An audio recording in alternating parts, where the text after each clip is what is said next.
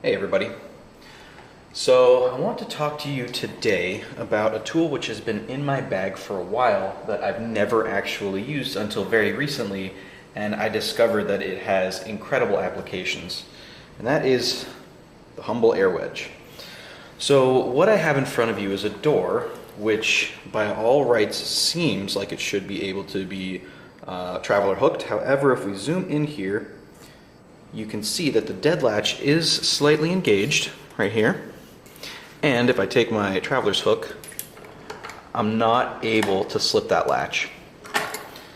So using an air wedge, however, I'm able to separate these doors apart enough to de-engage the dead latch, and then the door is then bypassable. So I've got a set of digital calipers here. Let's try to get these in shot. And I just want to show you the initial state of the door. So right now it is at roughly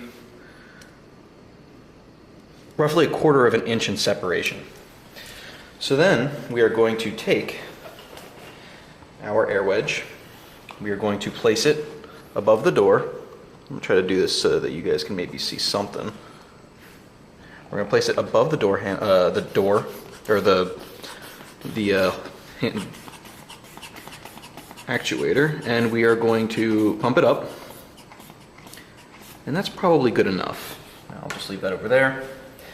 And at this point we can see that the door has opened appreciably, and if I take my calipers, I'll just do it up here since it's a little bit easier.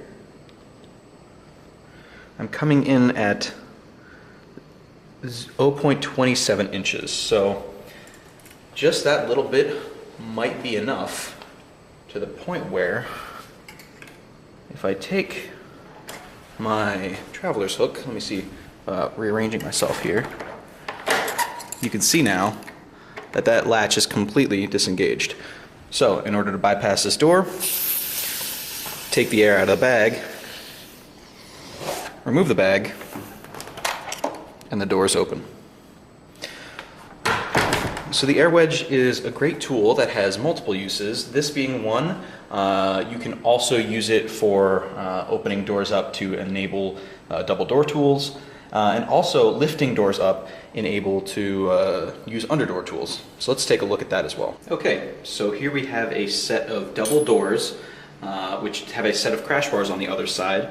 And I went ahead and measured the gap in this door, which currently sits at just under 1/8 of an inch. Now, if you have one of these tools, it's the Sparrow's double door tool, and if you've taken off the rubber coating, it measures in at 0.2 inches. So this double door tool will not fit in between these doors.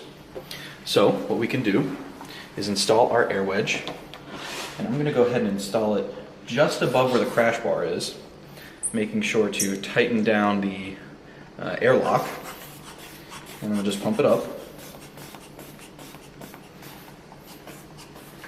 And you might not be able to see it, but that door frame is spreading, and I think it is spread at this point enough to enable us to fit our double door tool through.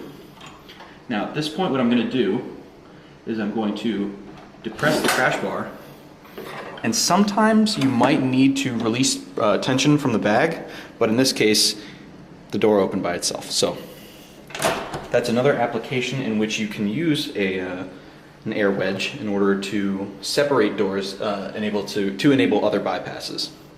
Now let's check out under the door tooling. Okay, so here we have another door, and this door has very good tolerances on the bottom of the door. In combination with one of these protector strips, I am unable to get a Sparrow's under the door tool under any single portion of this door. So in the event of a door like this, you can take your air wedge, place it under the center of the door. We want to leave this space open over here for actually using the tool itself, and then we're just going to pump up the air wedge. And this will actually raise the door enough to be able to easily maneuver an underdoor tool all the way under the door and allow you to use that tool as intended. So the air wedge itself I think is an immensely underrated tool. It's one that I had never really considered or used up until recently, and it's really been a tool that's helped me open a lot of doors. So thank you all for watching. Have a great day.